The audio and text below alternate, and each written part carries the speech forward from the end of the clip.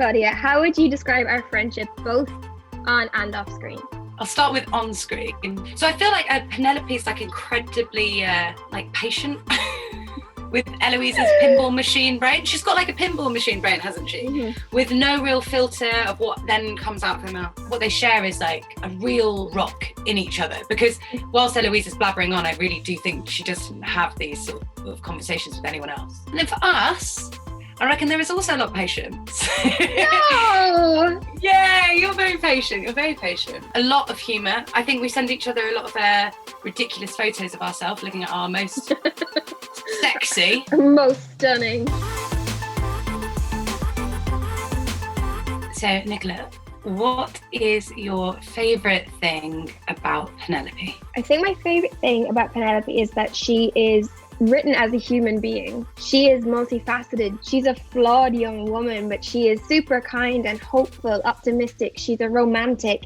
She's clever, but then she can also make dreadful mistakes. I think we go on this journey with her throughout series 1, where I think it's quite sad to watch what happens to her, because her innocence sort of gets crushed quite quickly. But she's fascinating to play because she just goes on such a journey, and I think she thinks that things are going to go a certain way, that she has control of things, and ultimately she really, really doesn't. So I think, and I hope we get to carry on making this show, because I feel like there's so much further to go with her, and with her friendship with Eloise, because their dynamic is just so wonderful and so beautiful that I'd love us to keep doing it that. But what's your favorite thing about Eloise? I think I love how funny she is. It's like my favourite thing in anyone, really. That's like the first thing I find attractive in anyone. It's like if they can make me laugh, and I think she's dead funny and so charming. I really like the sort of lack of like social filtering she does. Like, do you know what I mean? In the environment, she doesn't really filter what she's saying. I also quite like that she's a smoker. Yeah.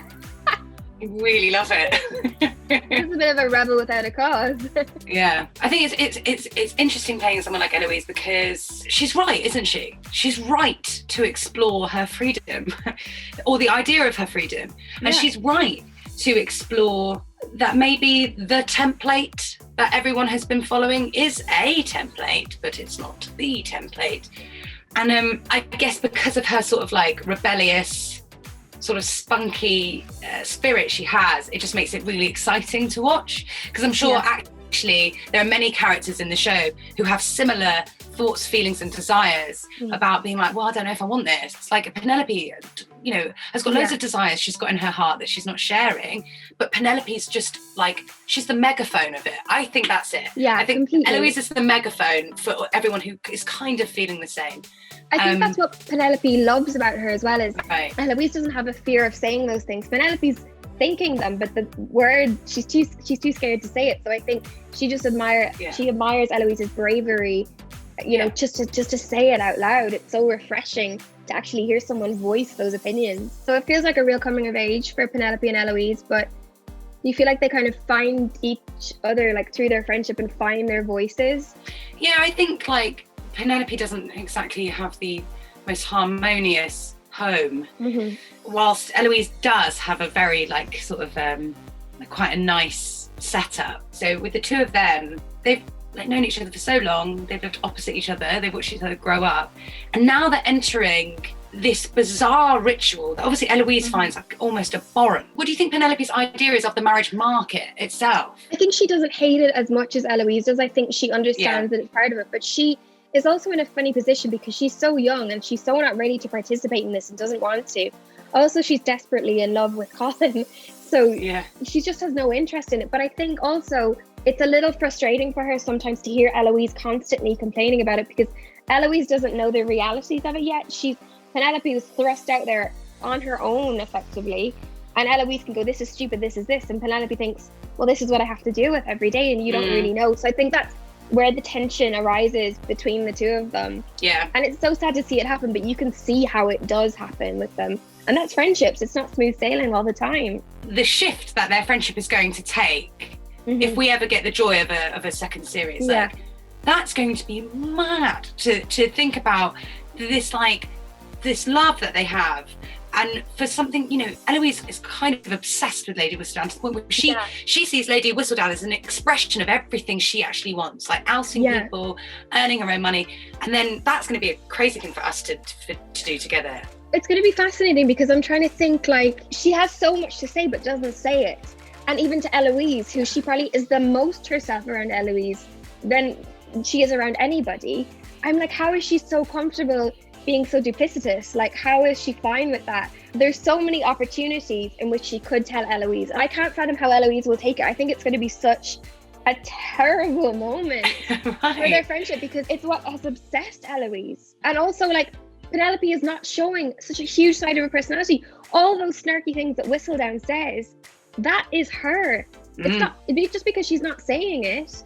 And it's funny because I think sometimes when you meet writers, sometimes you think who've written crazy, amazing things, and they're so meek and quiet. And I'm like, oh, that's so Penelope. It's like it's all going on here, but it's just not coming out, you know? Imagine being like in love with your best mate, obviously, like having the love that you do for your best friend. The sort of admiration and awe that you've got for this anonymous badass woman. Yeah. But who's also said pretty sketchy stuff about you, who also just writes about your family in general, even if some of it's been flattering and some of it's been, you know, not like disparaging. It's like that is going to be a wild thing for But you really helped me so much on set because, you know, I found some of the things that Penelope did. I would say, this is so terrible. Like, how do I reconcile this? And you said she's a child. She's really young, and she's much younger than a nowadays 17-year-old would be because she's so innocent and so doesn't know so much about the world. So she's playing with fire and she's playing in an adult realm that she doesn't know anything about. But also she's getting most of her information from Eloise because Eloise is right in the thick of everything. So that's another real... Yeah, that's it. So I'm like in on it. Like I've contributed to this. But also to say to Eloise, like, you know, you've been telling me things about your family and I've been writing about them. Like, that's mad. Pretty terrible. Fingers crossed for season 2. Pray, pray, pray. Everybody pray. Like, what are you excited for Penelope? And also, in terms of Lady Whistledown, where do you think she's going to go? Like, who is she going to talk about this season? I think that with Penelope, it's going to be great for her because Eloise will debut into society. So she's going to have a friend at the ball. She's going to have a confidant there. I think it'll allow her to free herself a little bit more. And also I can imagine them having so much fun. I really want to film that with you. The two of them at the ball, sort of being in the corner, being really snarky and sort of making fun of everybody. They know better than everybody else. Like that would be joyful to do. But also with Lady Whistledown, I think because people became so obsessed with it and the Queen is obsessed with it, I think it's going to have to give her some level of confidence because what she's doing exceptionally well. But I wonder, will she have realised a little bit more the level of power that she has with it and what she'll choose to do with that? And if we're following the way the Bridgerton books are, I would imagine that series 2 will focus on Anthony Bridgerton rather than Daphne. And Anthony is such a rogue that there is a lot going on with him that Lady Whistledown would have an absolute field day with. Like going into season 2, what if it sort of wasn't in the hands of Penelope? What if it was taken out of the hands of Penelope? Like, how do you know what I mean? Like, do you think it could be, or do you think this could be another twist? I mean, of course, like the thing is, you never know what direction this is going to take, and it's an adaptation. It's not that we, you know, are sticking really rigidly to the books. There's room for us to kind of go somewhere. And I know in the books, at one point, I will not say who to not spoiler it, but someone else does claim to be Whistledown, and Penelope is not happy about it. So I think there's room for some pretenders in there, but I mean, obviously I hope it stays Penelope because it's the coolest thing in the world being Lady Whistledown. You know, can't lie.